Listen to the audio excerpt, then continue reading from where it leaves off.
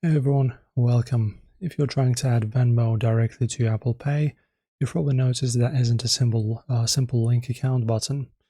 But there are two very easy workarounds to get your Venmo balance working seamlessly with Apple Pay. Let's get into it. The absolute best and most direct way to do this is by using a Venmo debit card or credit card.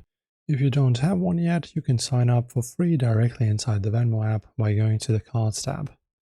Once you have it, open up your Apple Wallet or just on your iPhone.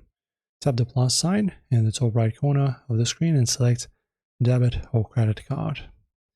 From there, you can use your camera to scan your physical card or enter the card details manually. After a quick verification step, your Venmo card is ready to use anywhere Apple Pay is accepted. Now, if you don't want to sign up for another physical card, but you still want to use your Venmo Cash, you can do this using a quick bank transfer trick. So open Venmo, go to your settings, tap Payment Methods, and make sure you have a bank account linked. Transfer your Venmo balance directly to that bank account, either using a standard free transfer or the instant option.